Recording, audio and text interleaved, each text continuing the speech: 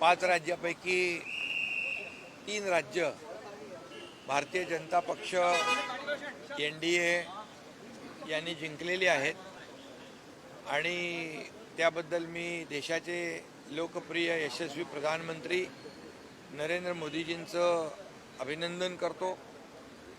त्यांच्यावर लोकांनी विश्वास दाखवलेला आहे आणि विशेष करून बंगालचा विजय हा ऐतिहासिक आहे।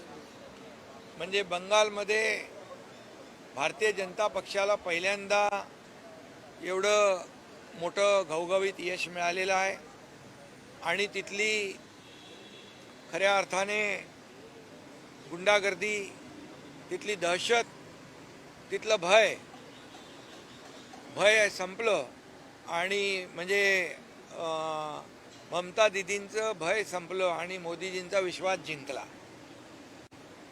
आणि त्या ठिकाणी केंद्रीय गृहमंत्री अमित शाह साहेब गेले 8-10 वर्ष सातत्याने बंगालमध्ये पक्षवाढीचं काम करत होते आणि त्यांनी जी मेहनत केली प्रधानमंत्री मोदीजींच्या मार्गदर्शनाखाली, त्या मेहनतीला यश मिळालं आणि अमित भाई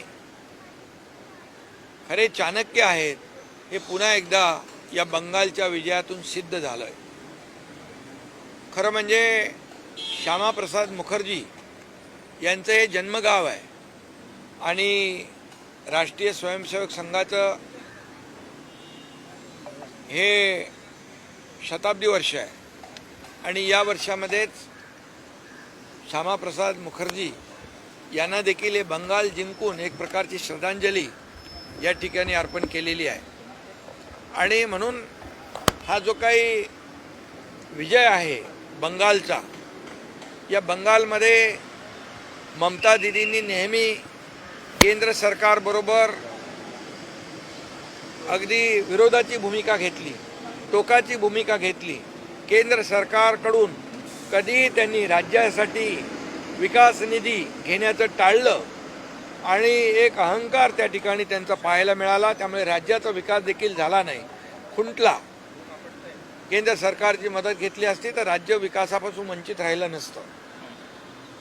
आणि त्यामुळे बंगालमध्ये जे यश भारतीय जनता पक्षाला मिळालेलं आहे हे अतिशय दैदिप्यमान आहे आणि त्यांनी ममता दीदीने अनेक वेळा प्रधानमंत्री मोदीजी अमित भाईंच्यावर अगदी टोकाचं टीका केली, अगदी खालच्या पातळीवर जाऊन देखील टीका केली, परंतु त्या भागातली जनता मोदीजींच्या पाठीशी उभी राहिली।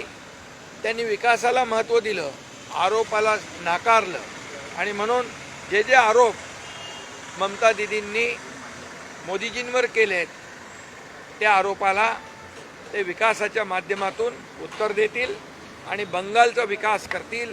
डबल इंजिनचं सरकार त्या ठिकाणी काम करेल आणि खऱ्या अर्थाने बंगाल जो विकासापासून वंचित राहिला आहे तो विकासाच्या मुख्य प्रवाहामध्ये या ठिकाणी आल्याशिवाय राहणार।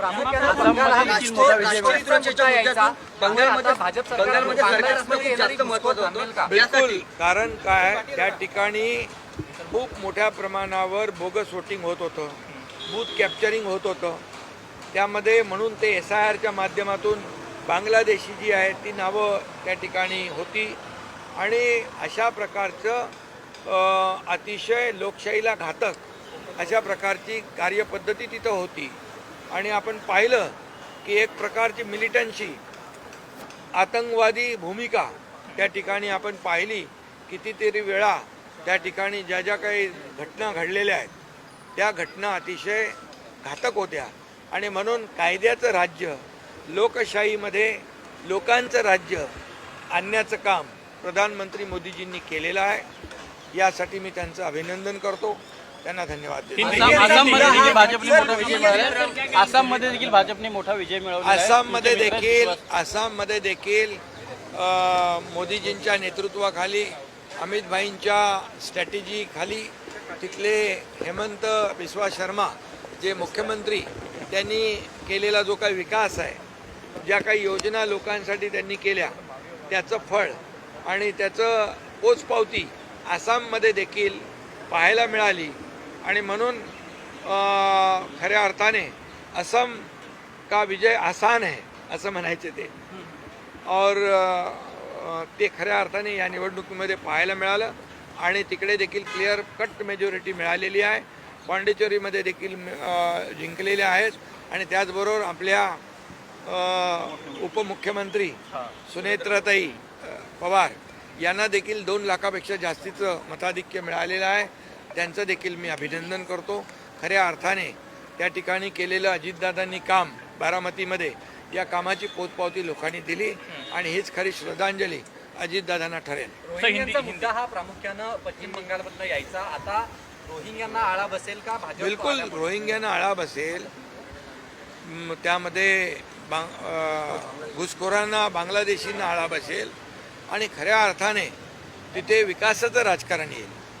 विकासाचं त्या ठिकाणी खऱ्या अर्थाने जे डेव्हलपमेंटपासून वंचित होते, मगाशी मी म्हटलं